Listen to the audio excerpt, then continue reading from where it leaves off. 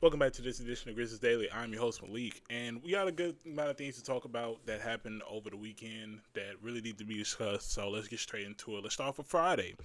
The Grizzlies they face the Mavericks in the NBA Cup, and they actually get the win. Should we be surprised? No, but I am happy to see a win finally. And in this game, we actually saw some chemistry between John Morant and Thomas Izalo, a hug, communication, something that we haven't been seeing for weeks. So it was a breath of fresh air to see. As far as the game goes, Jaren, 17 points, two threes, only one foul. I liked what I saw from him. Ja, on the other hand, 21, 13 assists, 5 rebounds, 3 steals, although 7 turnovers and 5 fouls. He did have a plus minus of 28, so his impact was essential. Still struggling from the floor, though. 7 to 20, 0 for 4 from 3, so really just some type of slump going on with him. KCP bounced back this game, 12 points on 5 of 7 shooting. Cedric Howard, 28 points off the bench, 21 points. No, wait, 28 minutes off the bench, 21 points, 9 rebounds, excuse me, and 4 assists. Shot 7 to 10 for the field, 3 of 5 from 3. And then Santi, 28 minutes as well, 16 points, 5 of 12 from the field. Not a terrible game. Ken Spencer, 12 points as well off the bench. Liked what I saw from him. So yeah, overall, pretty good game from the Grizzlies right here. Can't really complain. Like I said, it's the Mavericks. You would hope that the Grizzlies win a game like that, but at the same time, with the struggles that have been going on with this team, you kind of have to do diligence and just be happy with the result. Um, so snapping a 4-game loser streak, good sign. Um, in this game, I noticed less turnovers, less turnover and less threes. Grizzlies only shot 35 and made 13 of them, and then 13 turnovers compared to the Mavericks 17. It's something that we're seeing, happen. So that's why I advocate for these things. Obviously, John Morant just really had to control those turnovers. That's really what it is. Now let's switch gears and let's talk about last night's game. The Thunder. Now I'm going to be honest with y'all. Great second half. I know I've seen this movie way too many times, and we saw it earlier this year against the Lakers. I knew for a fact this was not going to be. I knew for a fact this was not going to be a blowout win. I knew it wasn't going to be a blowout win. OKC is a team that will find a way to get back into the game, and sure enough, they did. Now, did I think it'd be in the fashion that happened? No, I did not think it would happen the way that it did, and I'm going to talk about why. Um, I mean, you essentially held Shea out of check up until the fourth quarter. He really wasn't hitting on much. Obviously, he's going to get to the free throw line. He finished with 35 there. So, yeah, Shea took over in that fourth quarter, and it was just kind of over from there. AJ Mitchell is looking like the runaway 6-man of the year favorite, 21 points. Zay Hardenstein, 18, 13. Chet did good with 21. So you did all right. You did all right for the time being, but when that second half hit, it just all went downhill. Looking at the Grizzlies side, KCP with 9 points off the bench, not off the bench, 9 points. Jaren 17, shooting 6 of 6. He had 7 rebounds. The only problem with Jaren's game that I really hated in this, especially in the second half, he settled for too many jumpers. That's just real. He settled for too many jumpers. Jock Landale looked pretty good. Jalen Wells looked pretty good. Seems like he's slowly finding his shot. He hit a pretty good transition three that kind of helped the Grizzlies. So it looks like he's finding his groove slowly. Santi once again an okay game. 29 minutes, 12 points. Didn't really shoot good from three. Vince played all right. He did mostly playmaking, not really even playmaking his game, just more so just helping in all aspects. 3.6 rebounds. Ken Spencer didn't really shoot the greatest this game. Conchar came in and hit his one shot. Cedric Howard did struggle a little bit when it came to getting into the paint, but otherwise that he shot pretty good from three. Also provided 13 rebounds, 10 rebounds, 13 points. Just trying to get through all this pretty quickly. And yeah, looking at the box score, yeah, obviously, okay, so we're not even going to talk about the free throw discrepancy. OKC is going to get their free throws. It is what it is. Grizzlies tried to match OKC with threes. You ended up making more, but you also shot more than them. Don't really like that. Don't really like seeing that. Once again, you keep the turnovers low, 14, but then you look at OKC, 6. OKC had 6 turnovers the entire game. That's why I'm big on these turnovers, man. Um, yeah, and overall rebounding battle, it was close. Assists, you did good. It was a point in time where the Grizzlies were just forcing shots and it put them out of the game. That's all it is. That's all I ever say it is. You cannot shoot this many shots and they not go in. Like I just don't I really don't understand the philosophy behind it. I really don't. And honestly, this isn't even a to me this goes beyond coaching. This is just the guys being tired and not wanting to shoot the ball. I mean, drive the ball. It just doesn't make sense to me.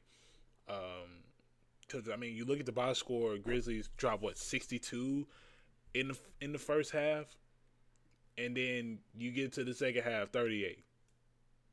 Like that part to me is egregious.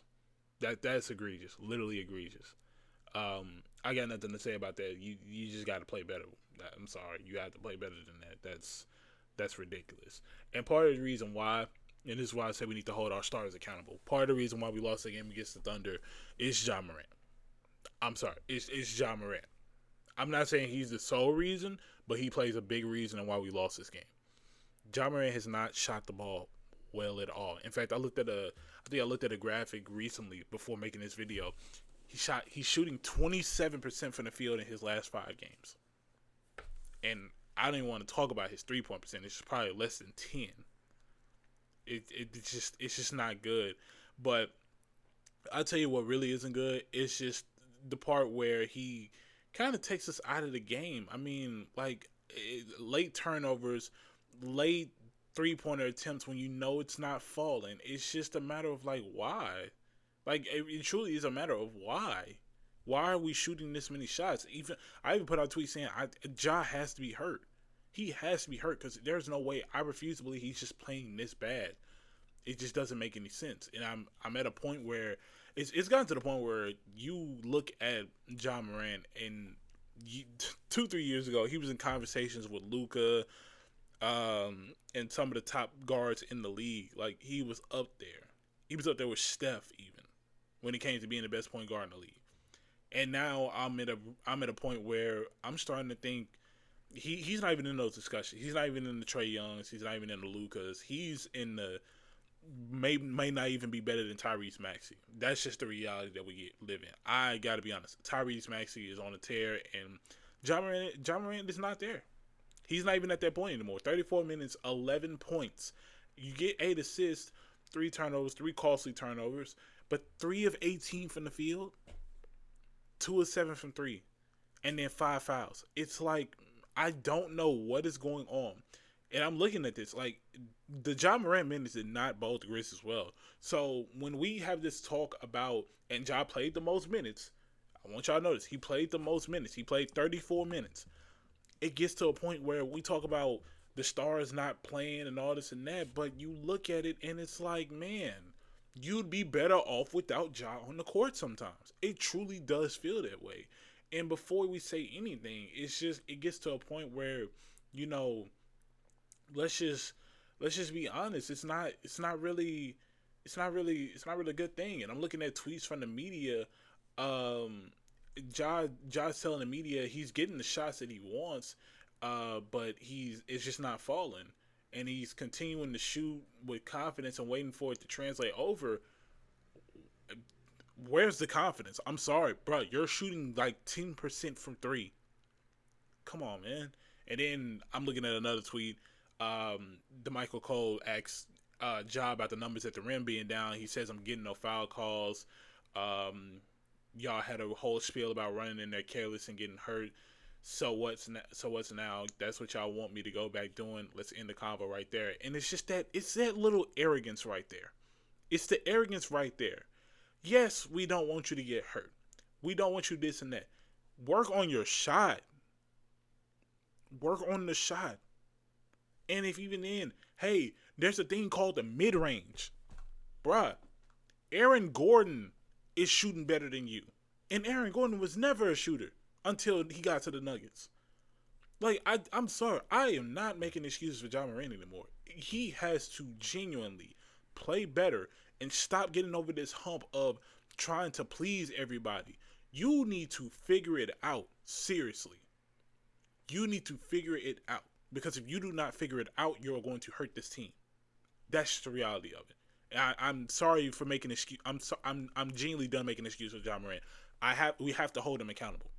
If he's not shooting good and he's shooting the team out the game, that needs to be something that changes. You cannot. The reality of it is, you cannot blame Islo. You cannot blame the system for this. That's why I didn't jump to a conclusion, because you can't go off on the coach and you play this bad. You just can't. Genuinely, you cannot play that bad. So Ja needs to really figure it out, because his struggles right now are really hurting the team, and it's getting to a point where I'm starting to question why we even went through this whole spiel, like, genuinely. So, like I said, Ja, figure it out, brother, because right now it is not looking good, and you really aren't showing a good showing. Like, that right there was just pitiful to watch. So hopefully he figures it out. I don't know if he's hurt or what, but he needs to figure something out. Maybe develop a mid-range shot or something, because he has regressed as a shooter, and it is hurting the Grizzlies. That's just the reality. That's all I'm saying. So, switching gears, the Memphis Hustle, they're 2-0.